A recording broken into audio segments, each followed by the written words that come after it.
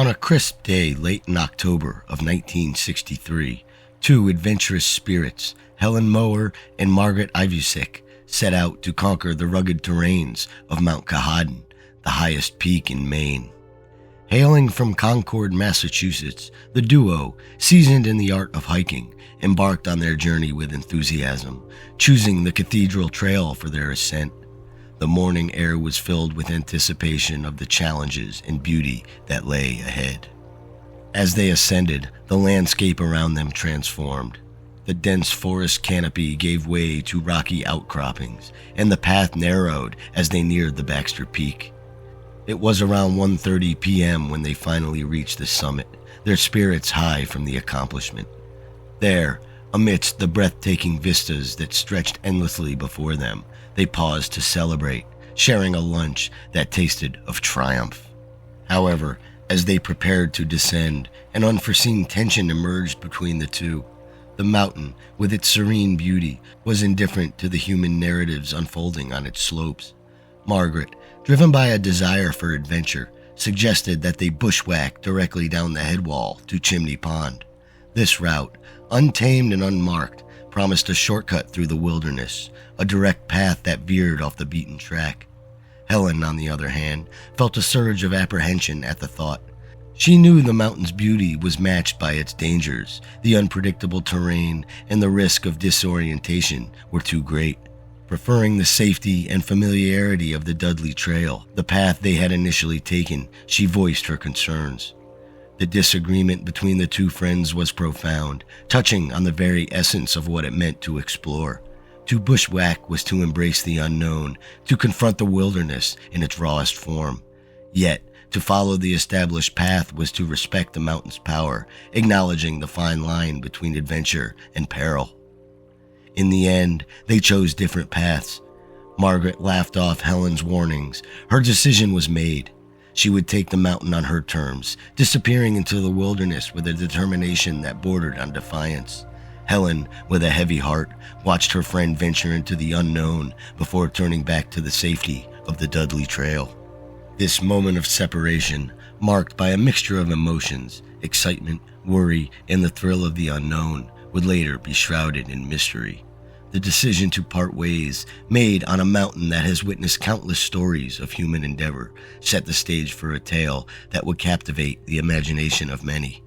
The mountain, silent and majestic, offered no clues as to what lay ahead, its secrets hidden among the shadows and the light that danced across its ancient face. As twilight began to cast its shadow over Mount Katahdin, the serene atmosphere at Chimney Pond was pierced by a growing sense of unease. Helen Mower, having descended via the familiar path of the Dudley Trail, arrived to find the area missing her friend. The realization that her friend was not there to greet her, as agreed, sent a ripple of worry through Helen's heart. The pond, usually a mirror reflecting the tranquil beauty of the mountain, now seemed to echo her deepening concern. The weather, as if in tune with Helen's anxiety, began to shift. The once clear skies darkened, and a foreboding chill swept through the air, signaling the approach of a storm. Mount Katahdin, known for its sudden and severe weather changes, was living up to its reputation. As Helen called out into the encroaching darkness, her voice seemed small against the vastness of the wilderness. Then, unexpectedly, a response cut through the silence. Margaret's voice, calling for help, carried down from a headwall, an imposing barrier of rock that stood between her and safety. She was trapped, unable to advance or retreat. The urgency in her voice was clear, even from a distance, painting a vivid picture of her predicament. Faced with this dire situation, Helen rushed to the ranger station, where she found Ranger Ralph Heath. Heath, an experienced guardian of the park, listened intently as Helen recounted the events. Despite the worsening weather, which would make any rescue attempt perilous, Heath recognized the gravity of the situation. The mountain, indifferent to the fates of those who dared its paths, was closing in with its storm. Ralph Heath, no stranger to the mountain's nature, felt a deep responsibility for the souls under his watch. His initial hesitation, born from a knowledge of the risks involved, was quickly overshadowed by a resolve to act. The life of a hiker hung in the balance, and in the world of wilderness rescue, timing could mean the difference between life and death. Thus, with determination etched into his features, Heath made the decision to intervene directly. The pending storm, the uncertain terrain, and the fading light would not deter him. In that moment, he embodied the spirit of those who serve as stewards of the wild, those who step forward when the wilderness calls, regardless of the potential risks. This unfolding crisis, set against the backdrop of Mount Katahdin's rugged landscape, was more than a test of survival. It was a testament to the bonds formed in the face of adversity, the duty of those tasked with safeguarding nature's domain, and the unpredictable drama that the mountain stages for those who venture onto its slopes. As Helen and Ranger Heath prepared to confront the challenge before them, the mountain awaited, its silence a profound reminder of the mysteries that it held. Under a cloak of gathering clouds and whispering winds, a story of bravery and determination unfolded. Ranger Ralph Heath, standing at the threshold of night and the unknown, made a critical decision to reach out to Margaret, stranded and alone on a treacherous headwall. His voice, a beacon in the darkness, traversed the cold air, advising her to stay put and not move. The promise of help was on the horizon, a sliver of hope in the vast wilderness. Despite the wisdom of waiting for daylight and the strength of numbers, the urgency of the situation pierced Heath's seasoned heart. The mountain, indifferent to the dramas enacted upon its slopes, was a silent observer as Heath prepared for a rescue attempt that defied all the odds. As night enveloped the landscape, at around 11 p.m., he embarked on a solitary journey up the Dudley Trail, a path he knew as well as the back of his hand, yet it now took a new dimension under the veil of darkness and of the incoming storm. The night rescue attempt, fraught with challenges, was a testament to Heath's resolve. The mountain's unpredictable nature, coupled with the absence of light, rendered the path both a physical and psychological maze. Although he could not reach Margaret, his determination led him to pinpoint her exact location, a crucial piece of the puzzle in the desperate search and for her safety. As dawn broke, painting the sky with strokes of light and hope, Heath, undeterred by the night's failures, devised a new plan. At 6:10 a.m., with the first light guiding his steps, he decided to ascend directly up the headwall. This decision, bold and fraught with peril, was driven by a singular focus: to provide comfort and reassurance to Margaret. The headwall, a formidable barrier of rock and ice, stood as a silent challenge to Heath's resolve. This daylight rescue effort was more than just a physical endeavor. It was a race against time and the elements. Heath's intention to stabilize and console Margaret until further help could arrive was a beacon of human spirit and resilience. The mountain, a timeless witness to countless tales of courage and loss, watched as one man's determination to save another life pushed him to the limits of his endurance and beyond.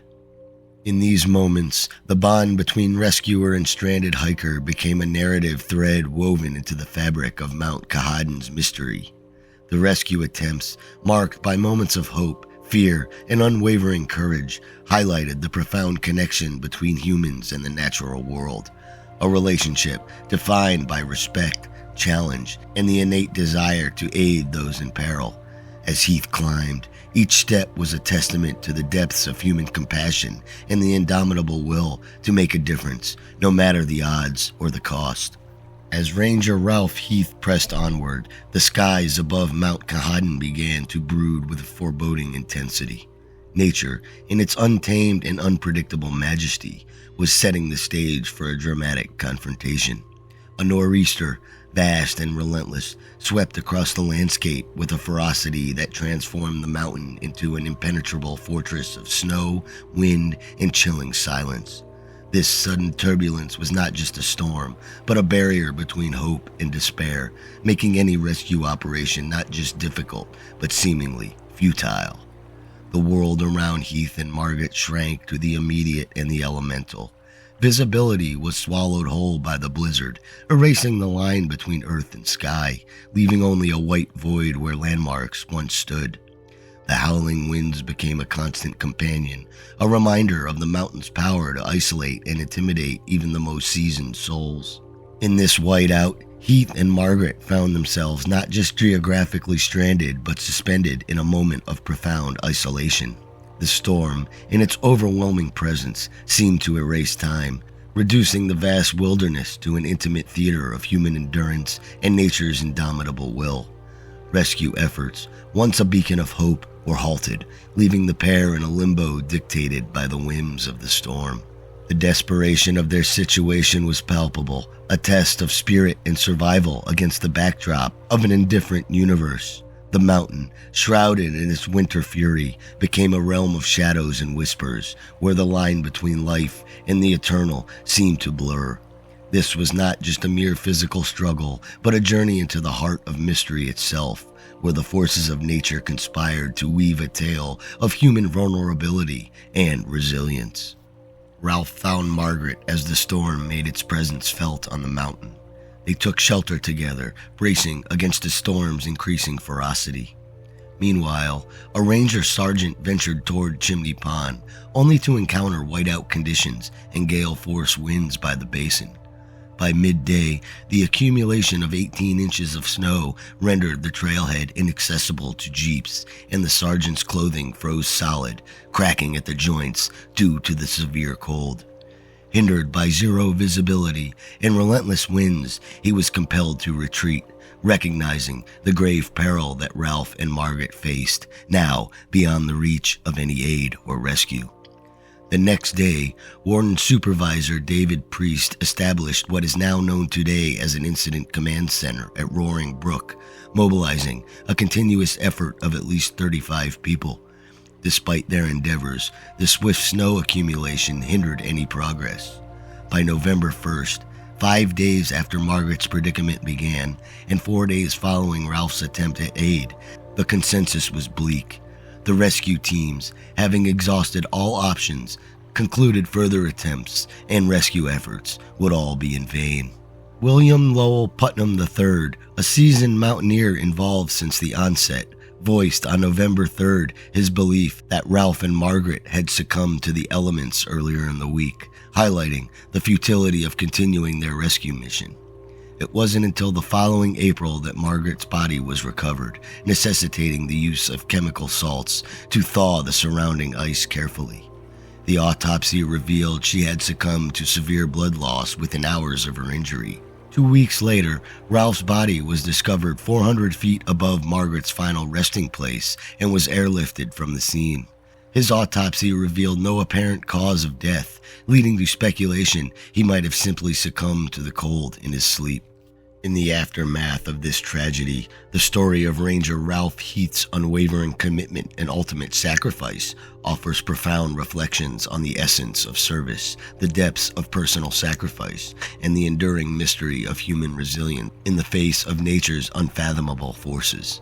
Ralph Heath's journey from the battlefields of World War II in Korea to the serene yet unpredictable wilderness paints a portrait of a man who found solace and purpose in the guardianship of nature. His decision to venture into the heart of the storm, fully aware of the perilous conditions awaiting him, was not merely an act of duty, but a profound expression of his deep connection to the wilderness he vowed to protect. This act of selflessness, risking his life for another, encapsulates the very essence of sacrifice, a theme that resonates deeply within the silent, towering presence of Mount Katahdin. The legacy of Ralph Heath, etched into the collective memory of the park and its visitors, transcends the mere recounting of his heroic deeds. Annual ceremonies serve as a reminder of the human element inherent in the wilderness, a testament to the values of sacrifice and service that define the spirit of those who watch over our natural landscapes. Yet, as discussion surfaces about discontinuing the tradition of remembrance, we are prompted to reflect on the importance of honoring such sacrifices, lest we forget the costs of safety and preservation in the wild. As we reflect on Ralph Heath's legacy, we are drawn into the mysteries that envelop his final journey, a reminder of the countless stories that remain untold, hidden within the heart of the wild. His sacrifice and service, emblematic of the profound bond between humans and nature, leave us with an enduring lesson about the strength of the human spirit, the value of remembrance, and the ceaseless call of the wilderness that, even in the most daunting moments, reveals the true measure of our courage and compassion. Today, we'll delve into the perplexing disappearance of a small aircraft in the vast wilderness of Alaska, a case that has captured the imaginations and hearts of many. Our story centers around Mason McLeod, a 26-year-old park ranger with a deep love for the natural world.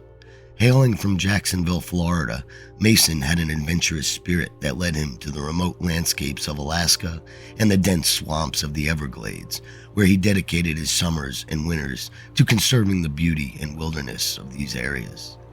On August 21st of 2010, Mason, alongside two brothers, Neil Spradlin, 28, and Seth Spradlin, 20, boarded a de Havilland Beaver floatplane. The single-engine aircraft, piloted by Marco Aleto, who was 47 years old, was tasked with transporting this group from Swickshank Lagoon back to civilization in King Salmon. The flight, under normal circumstances, should have been a brief journey through the skies of Alaska, a path taken by many before without incident. However, this particular flight vanished into the Alaskan wilderness, leaving no trace. The disappearance of the aircraft, with its 4 souls aboard, transformed into a mystery that has echoed through the years. The vast, untouched expanse of Alaska, known for its beauty as much as its unforgiving nature, swallowed the plane whole, sparking one of the most extensive search and rescue operations in the area. What happened to Mason McLeod, the Spratlin brothers, and Marco Aleto that day? As we piece together their story, we confront the immense power of nature and the limits of human understanding. Stay with us as we attempt to unravel a puzzle that nature has kept closely guarded for over a decade. In the heart of Alaska's wilderness, a narrative unfolds that captures the essence of mystery and the unpredictable wrath of nature. The flight in question, a mission under the banner of routine yet vital work, was tasked with a purpose that bespoke of preservation and care. Their mission was clear: to retrieve a team of National Park Service maintenance workers. These workers had been stationed in the remote lagoon, laying the groundwork for the reconstruction of an old ranger station, a project critical for the continued stewardship of the park's natural resources. However, as in often the case of the vast wilderness of Alaska, the plan was at the mercy of the elements. The expected route, a well-trodden path in the sky, promised a straightforward passage from Swickshank Lagoon to King Salmon. This journey, typically less than an hour's flight, was one that pilot Marco Aleto and his passengers were prepared for. Yet Alaska's weather is as unpredictable as it is beautiful, capable of changing with little warning and posing a formidable challenge to even the most experienced aviators. On that fateful day, as the Beaver lifted off, the weather conditions began to deteriorate rapidly. What was expected to be a clear flight path soon became fraught with difficulty. The skies, once welcoming, turned against them, cloaking their journey in uncertainty. The sudden shift in weather conditions is a critical piece of the puzzle in understanding the disappearance of the flight. The vast Alaskan wilderness, coupled with rapidly changing weather, set the stage for a mystery that would captivate and confound in equal measure. The disappearance of this flight is a reminder of the unpredictable nature of Alaskan wilderness. The flight's purpose, the conditions it faced, and the route it intended to take are all pieces of a larger narrative, one that speaks to the inherent risks and unpredictability of flying in one of the world's last great frontiers. As news of the disappearance rippled through the communities connected to the passengers and the vast wilderness of Alaska, an immediate and concerted emergency response was mobilized. This operation drew together a diverse array of search teams, each bringing their own expertise to the forefront in hopes of locating the missing de Havilland Beaver. Among these were the Coast Guard and the Alaska State Police, organizations well-versed in the complexities and dangers of rescue operations in such unforgiving environments. Their involvement underscored the seriousness of the situation and the urgent need to find the aircraft and its occupants. However, the search for the missing plane and its passengers was fraught with challenges that tested the limits of human determination and technological capabilities. The weather conditions, which had played a critical role in the aircraft's disappearance, continued to hamper the search efforts. Visibility was often poor, and the unpredictable nature of the Alaskan weather meant that the search teams had to be constantly vigilant and adaptable. Moreover, the terrain over which the search was conducted added layers of complexity to an already daunting task. Alaska's landscape is renowned for its rugged beauty, but the same terrain made the search operation exceedingly difficult. Vast expanses of wilderness, dense forests, and towering mountains created a labyrinth environment in which finding the missing aircraft was akin to finding a needle in a haystack. Compounding these physical and environmental challenges was the absence of signals from the plane's emergency locator transmitter. Such signals could have significantly narrowed the search area and provided a beacon of hope for rescuers. The silence from the transmitter added a layer of mystery and urgency to the search, as each passing moment without a signal dimmed the hopes of finding the plane quickly and safely. Amidst the logistical and environmental hurdles faced by the search teams, the emotional toll on the families and friends of those aboard the missing flight was palpable. Scott Arnold, the uncle of Mason McLeod, provided a reflection of his anguish. His statement captured the helplessness and desperation felt by those waiting for news of their loved ones. "We're living off the internet to see what's going on," he said, encapsulating a sense of reliance on any scrap of information that might lead to the whereabouts of Mason and the others. Arnold's words highlighted not just the physical search taking place in the Alaskan wilderness, but also the emotional search for answers and closure undertaken by those left behind. The weeks following the disappearance of the plane were marked by an anxious and tireless search across the Alaskan wilderness. Hope and despair ebbed and flowed with each passing day until a pivotal moment brought a grim resolution to the mystery. Debris from the missing aircraft was finally spotted by a local helicopter pilot, navigating the rugged terrain that had so thoroughly hidden the plane's final resting place. This discovery, made on a narrow section of beach on the northern coast of Katmai National Park, confirmed the worst fears of those who had held out hope for a different outcome. The pieces of wreckage, identifiable by the tail number, showed the reality of the crash, offering somber closure to the extensive search efforts. In the aftermath of the discovery, the National Transportation Safety Board embarked on a meticulous investigation to unravel the events leading up to the crash. Given the absence of a flight recorder, the board faced a daunting task in piecing together the aircraft's final moments. Their findings, while inconclusive regarding the specific sequence of events, pointed to a probable cause that was as unsettling as it was vague: the pilot's temporary unresponsiveness for reasons that could not be established. This conclusion, while providing some answers, left a lingering sense of uncertainty and highlighted the inherent challenges in understanding and mitigating the risks of aviation in such remote settings. The incident and the subsequent investigation brought to the forefront the inherent dangers of flying in Alaska's vast and unforgiving landscapes. Alaska's reliance on small aircraft for transportation is well documented, given the state's rugged terrain and the remote locations of many of its communities and critical infrastructure. This dependence, while a testament to the resilience and adaptability of Alaskans, also underscores the risks associated with aviation in such challenging conditions. The weather can change swiftly and without warning, transforming a routine flight into a perilous journey. The crash of this aircraft served as a stark reminder of these dangers, prompting reflections on the safety measure and protocols in place for aviation in one of the world's most beautiful yet treacherous flying environments. In the wake of the tragedy, the communities touched by the lives of Mason McLeod, Neil and Seth Spradlin, and Marco Aletto sought ways to honor their memory and legacy. Mason, with his dedication to the preservation of the natural landscapes in both Alaska and the Everglades, left a lasting impact on those who knew him and worked alongside him. The National Park Service, recognizing the profound loss of 3 of its own and a devoted pilot, commemorated their service and contributions with heartfelt tributes. Across the vast expanse of wilderness they sought to protect and serve, their names and stories endure, inspiring current and future generations of park rangers and aviators alike. The incident, while steeped in sorrow, prompted a critical examination of flight safety protocols and Park Service operations in remote areas. The National Park Service, alongside the aviation authorities, revisited and reinforced the importance of stringent safety measures, including the functionality and reliability of emergency locator transmitters. The lessons learned from the crash underscore the unpredictable nature of flying in Alaska's rugged terrain and the imperative of preparedness and caution. Training programs for pilots and Park Service employees were scrutinized and enhanced, aiming to equip them with the knowledge and skills necessary to navigate the challenges posed by remote operations. Moreover, the incident catalyzed discussions on the broader implications for flight safety in remote areas.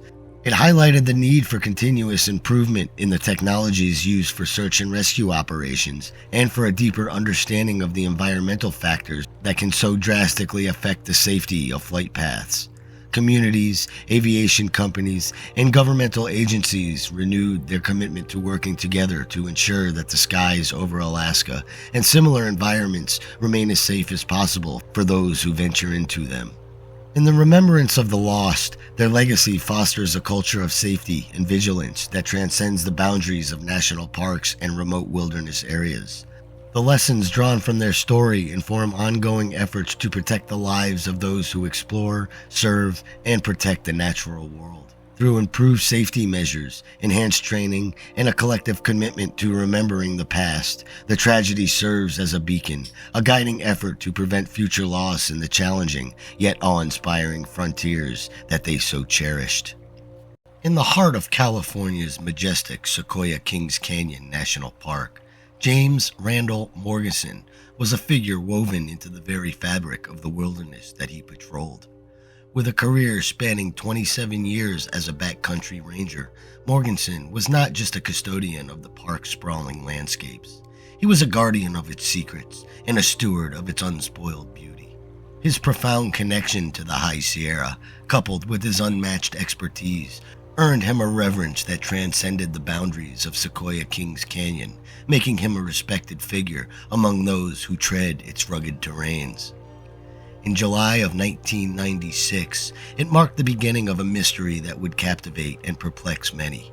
Randy Morgenson vanished into the very wilderness he had dedicated his life to protecting.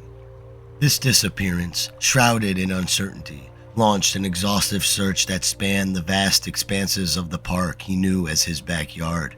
Despite the efforts of nearly 100 personnel, the earth seemed to have swallowed him whole, leaving no trace behind. It wasn't until 5 years later, in a discovery as startling as his disappearance, that the wilderness relinquished its hold on Morgenson. His remains were found, offering a somber conclusion to his story, but also igniting questions that would linger far beyond this discovery.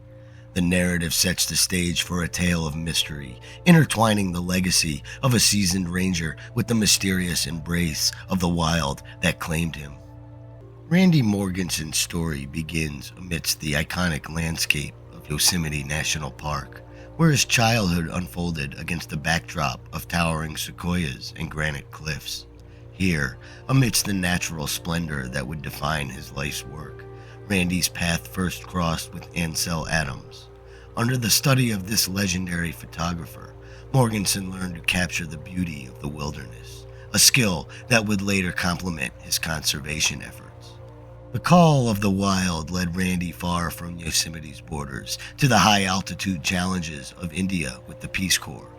This chapter of his life was not just about service, but also about expanding his skills in mountaineering and expedition planning. The lessons learned in the rugged Himalayas would forge in him a resilience and adaptability that marked his career. Upon returning to the United States, Randy's commitment to the wilderness took shape through various roles within the National Park Service.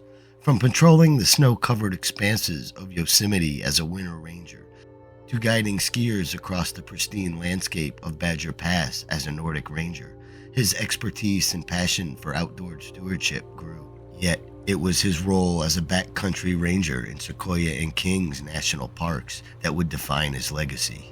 There, in the High Sierra, Randy's profound connection to the land became the cornerstone of his career, embodying the spirit of conservation and wilderness exploration. Beyond his duties as a ranger, Randy Morgenson was a voice for the wilderness, both as a writer and an environmentalist.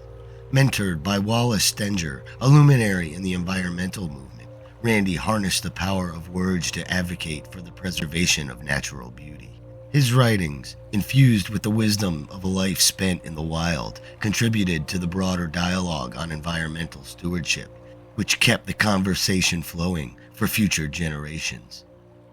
Randy's journey from a youth in Yosemite to a protector of the High Sierra was not just a career, but a testament to his unwavering commitment to the wilderness. His legacy, marked by dedication and passion for the natural world, remains a guiding light for those who seek to understand and preserve America's wild places. As the 1996 season approached, the landscape of Randy Morgenson's personal life was as tumultuous as the rugged terrains he navigated with ease. The issues in his marriage became too great, culminating in receiving divorce papers from his wife, Judy, after 2 decades of shared life. This seismic shift in his personal life was further complicated by the emotional fallout from an affair with a fellow ranger, a liaison that, while brief, left an indelible mark on his heart and reputation. Colleagues and friends, accustomed to Randy's unwavering dedication and spirited demeanor, witnessed a profound transformation. The man who once stood as a beacon of strength and wisdom in the High Sierra now navigated a storm of doubt and introspection. Randy, who had devoted his life to the stewardship of the wilderness, began to question the very essence of his career. His once vibrant spirit seemed dimmed by the shadows of personal turmoil, casting a shadow over his interactions and daily duties. This period of introspection and turmoil revealed a side of Randy that few had seen. A man wrestling with the value of his contributions and the path that he had chosen. The wilderness, once a source of solace and purpose, now mirrored his inner disquiet, a reflection of struggle between his deep-seated love for the natural world and the pain of his unraveling personal life. As Randy grappled with these personal challenges, his state of mind became a topic of quiet concern among those who knew him best. The vibrant ranger, once so sure of his place in the vast expanse of Sequoia and Kings Canyon, now tread on a path marred by uncertainty and sorrow. This shift did not go unnoticed, leaving those around him to ponder the impact of life's trials on a man so intertwined with the wilderness that he served. On a day that seemed like any other in the vast expanse of Sequoia and Kings Canyon National Parks, Randy Morgenson embarked on what was to be a routine patrol from his outpost near Bench Lake. With the tranquility of the High Sierra around him, he penned a note, inadvertently marking the date as June 21st, though it was in fact July 21st. This small anomaly in his note would later resonate deeply with those searching for him, as it was a rare lapse for a ranger known for his meticulousness and deep connection with the rhythms of nature. Morgenson's failure to check in following the first day of his patrol ignited an immediate concern among his fellow rangers. This was a man whose life was interwoven with the wilderness that he patrolled, a seasoned guardian of the park's secrets who had never before faltered in his duties. The alarm raised by his silence set in motion an unprecedented search operation that would draw nearly 100 rescue personnel into the heart of the Sierra. The operation that unfolded over the subsequent days was a testament to the respect and concern Morgenson commanded. Covering an 80-square-mile radius of rugged, untamed wilderness, the search teams combed through the dense forests, steep valleys, and towering peaks. Helicopters scanned the terrain from above, while trained dogs and their handlers navigated the ground below, each step driven by the hope of finding some sign of the missing ranger. Despite the vast resources deployed and the tireless efforts of those involved, the search yielded no trace of Morgenson. The man who had dedicated his life to the protection of these lands had seemingly vanished without a trace, leaving behind a mystery that would haunt the park and those who knew him. In the wake of Randy Morgenson's disappearance, a multitude of theories emerged, each attempting to unravel the circumstances that led to his vanishing. Theories ranged from the notion that Morgenson, weighed down by personal strife and the dissolution of his marriage, might have chosen to disappear intentionally, seeking solace or a new beginning far from the confines of his current life. This speculation was fueled by his recent separation and the complex entanglements of an affair, suggesting a potential desire from the emotional turmoil that weighed upon him. Amid these theories, tangible clues seemed to deepen the puzzle rather than illuminate the truth. Morgenson's car was found parked where he had left it, undisturbed and serving as a silent testament to his planned return. Further investigations into his financial activities revealed untouched bank accounts and credit cards lying dormant, with no indications of preparatory withdrawals or transactions that might suggest a planned departure. Inside his cabin, a more personal item was discovered, a service revolver, a .357 Magnum, securely locked away.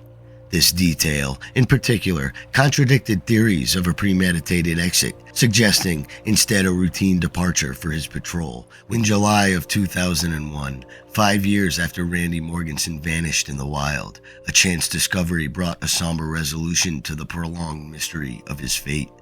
His remains were located in a secluded, trailless area within the Kings Canyon National Park, nestled along a creek northeast of Widow Peak drainage. This remote spot, far from the usual paths tread by rangers and hikers alike, held the clues to the final chapter of Morgenson's life. The investigation that followed pieced together a narrative suggesting Morgenson had tragically succumbed to injuries and hypothermia after an accidental fall, possibly precipitated by a misstep through a snowdrift while crossing the creek. Among these discoveries at the site were personal effects unmistakably linked to Morgenson. His National Park Service badge, tarnished yet dignified, was found attached to a tattered shirt, a silent emblem of his commitment to the wilderness. Nearby, a backpack and boot were unearthed, the latter grimly housing a leg bone.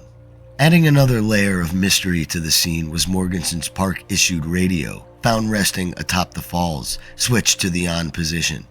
This detail, in particular, suggested a scenario in which Morgenson, despite his dire circumstances, might have sought to call for help, or perhaps it was simply a routine precaution turned hauntingly significant by his fate. The scene painted a picture not just of a ranger lost in the elements, but of a man deeply intertwined with the very fabric of the High Sierra, meeting his end in the embrace of the untamed nature that he had dedicated his life to preserving. Randy Morgenson's disappearance and the eventual discovery of his remains resonated deeply within the National Park Service community and beyond, sparking reflections on the inherent risks of the wilderness and the profound bond between rangers and the landscapes that they protect. His story, marked by dedication, loss, and the circumstances of his death, became a chapter in the lore of backcountry rangers, emblematic of their commitment and vulnerability in the face of nature's unforgiving elements. For those who wear the ranger's badge, Morgenson's fate underscores the stark realities of their chosen profession, serving in solitude to safeguard the wild places that captivate the human spirit. His disappearance serves as a somber reminder of the isolation and dangers that accompany the privilege of working in some of the most remote and rugged areas of the world. Yet, it also highlights the deep sense of purpose and fulfillment derived from the unique calling, inspiring a renewed appreciation for the dedication of these guardians of the wilderness.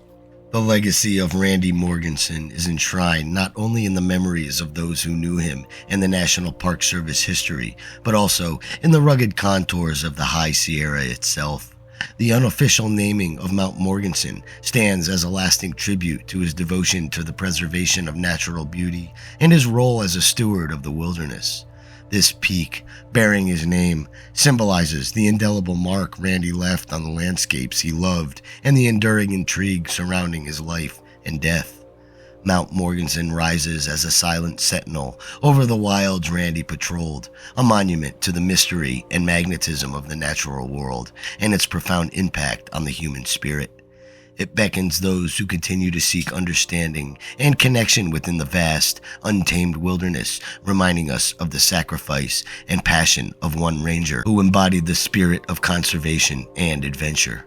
Randy Morgenson's story, woven into the fabric of the High Sierra, continues to inspire and haunt those drawn to the wild, echoing the timeless allure and peril of nature's untouched sanctuaries.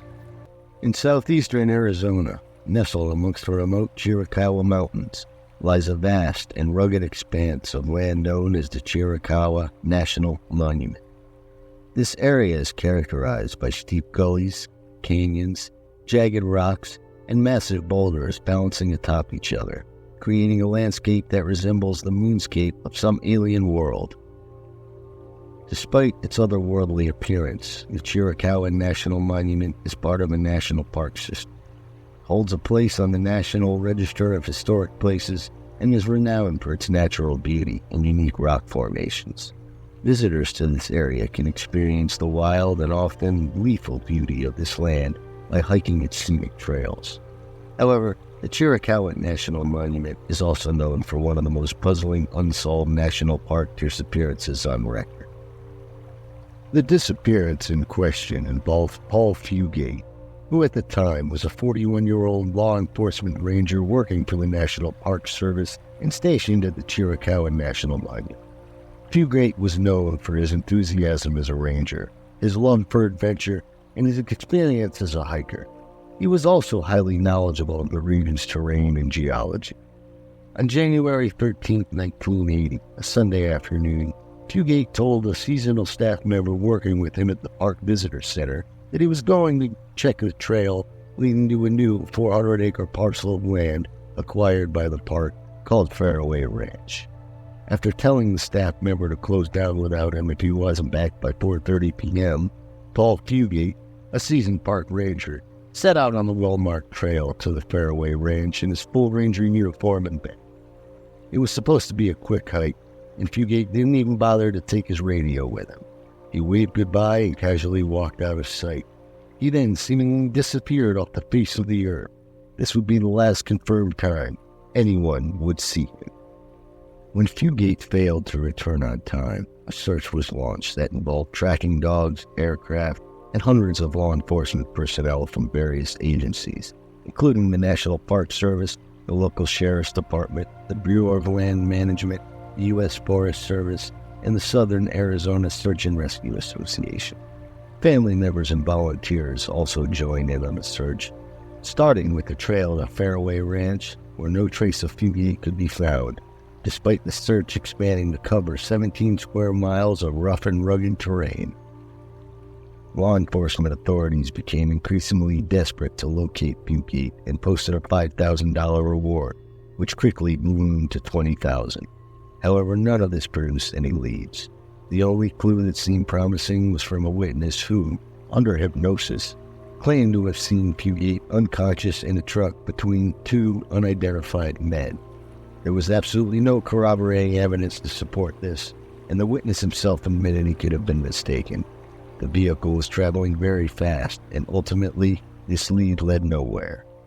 Although it was widely assumed that Fugate had met with foul play, there was no concrete evidence to support this theory also. As the search for Fugate continued, various theories circulated about his disappearance. The most popular theory suggested that Fugate had stumbled upon drug dealers in the area and was either kidnapped or murdered, but once again, there was no evidence to support this. Another theory suggested that Fugate may have been attacked by a wild animal or had suffered an injury from falling, but considering his experience as a ranger, it was considered unlikely. Another possible theory was that Fugate intentionally disappeared. One clue that supported this theory was his instruction to the visitor center staff to close the center if he had not returned by 4:30 p.m., suggesting that he knew he might not be back. However, Fugate's family has challenged the theory that he abandoned his post, as he had left all his money and belongings at his home, as well as an expensive car he had been restoring and his beloved camera equipment. Paul and Dodie's longtime friend Barbara Elfbrand admits the mystery is often... I don't have the belief that I did originally, that it would be so. All the good clues or breakthroughs have led to walls which they couldn't get through. I know that Paul didn't just leave on his own, and I would like to know what happened to him, and it would be closure and would be peace. Fugate's disappearance is still one of the most puzzling unsolved national parks vanishings on record. In 1986, the National Park Service officially declared Fugate deceased, despite having no conclusive evidence of his death. There have been criticisms of the authorities' handling of the case, including accusations that they did not take appropriate measures, such as extending the search area beyond the parkland, and that the FBI did not take the case seriously enough and tried to dismiss it.